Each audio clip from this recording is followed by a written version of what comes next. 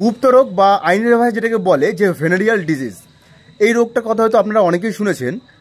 ধরুন আপনাদের বিয়ে হয়েছে এবং বিয়ের আগে স্পাউসের মধ্যে মানে হাজব্যান্ড ওয়াইফের মধ্যে যে কোনো একজনের বিয়ের আগে এই গুপ্ত রোগটি ছিল এবং বিয়ের সময় কেউ কাউকে জানায়নি যে একজনের এই রোগটি আছে, এবং বিয়ের পর দেখা গেল যে কোনো একজনের এই রোগটি ধরা পড়লো।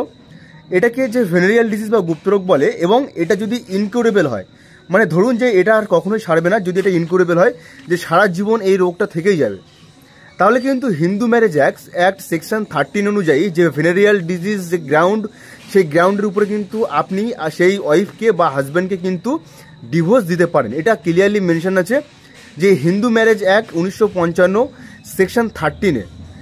এবার অনেকে ভাবে যে না রোগটা ঠিক করে নেবো, তো সে ব্যাপারটা আলাদা। কিন্তু যদি ইনকিউরেবল হয়, যদি সেটা মানে অনারোগ্য যেটাকে বলা হয়, মানে যে আর কখনো জীবনে কখনো সারবে না, বা যেটা ইনকিউরেবল মানে সারার মতো নয়, তাহলে কিন্তু আপনি আপনার হাজব্যান্ডকে বা আপনার ওয়াইফকে কিন্তু এই গ্রাউন্ডের উপরে আপনারা ডিভোর্স দিতে পারেন। আর এটা একটা ডিভোর্সের গ্রাউন্ড যে 13, আপনারা হয়তো শুনেছেন যে একতরফা ডিভোর্স যেটাকে বলে, মানে কন্টেস্টেড ডিভোর্স যেটাকে বলে, সেই কন্টেস্টেড ডিভোর্সের উপরে কিন্তু যে নালিটি অফ ম্যারেজ মানে সেকশন 13 যে ভেনেরিয়াল ডিজিজ, এই গ্রাউন্ডের উপরে কিন্তু আপনারা একে অপরকে কিন্তু ডিভোর্স দিতে পারেন যদি আপনারা সংসার করতে না চান।